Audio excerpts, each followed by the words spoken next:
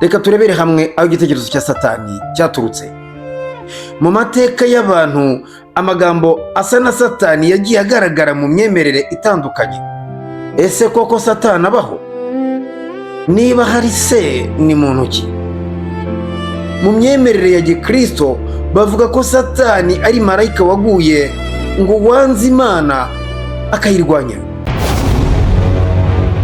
Icyumba cy'ibitekerezo TV, aho tuganira ku iyobokamana, ubuzima, inzira y'inzitane ndetse n'ubuhamya. Kurikira icyumba cy'ibitekerezo TV buri munsi.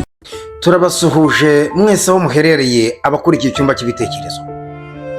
Uyu ni wa mwanya mwiza cyane tugiye kubagezaho icyegeranyo. Ese koko Satani abaho? Niba hari se, ni muntu ki?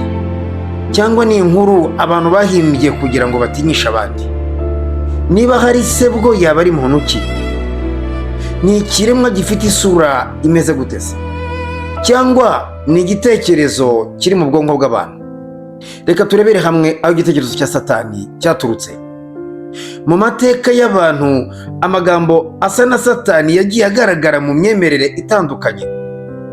Mu madini amwe bavuga ko ari ikiremwa kigize kuba cyiza ariko kigahinduka kibi.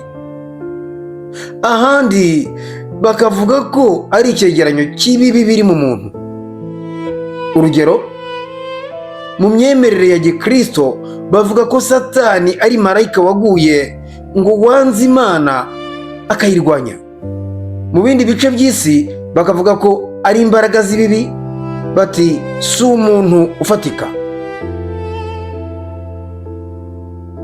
Reka turebere hamwe, ese koko Satani yaba ari muntu ki? Reka tubaze ikibazo gikomeye, ese Satani ni muntu ki?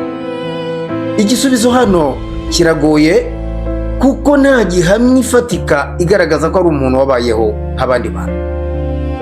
Abenshi bemera ko Satani atari umuntu, ahubwo bakavuga ko ari ikiremwa cyo mu mwuka, ngo cyangwa se kikaba ari icyegeranyo cy'ibibi. Abandi bati cyangwa se kikaba ari izina rihabwa ibikorwa bibi by'abantu. Mu buzima bwa buri munsi ushobora kubona Satani mu bikorwa bibi: uburiganya, ubwicanyi, urwango. Ibyo byose kandi bishobora gufatwa nk'imbaraga za sekibi. Reka dukomeze twibaza tuti, ese koko Satani abaho cyangwa byaba ari igitekerezo gusa? Hano abantu baratandukanye. Hari abemera ko Satani ariho koko nk'ikiremwa cy'umwuka kigira uruhare mu kuyobya abantu. Hari n'abavuga ko ari inkuru yaremwe n'abantu kugira ngo basobanure impamvu y'ibibi biri ku isi.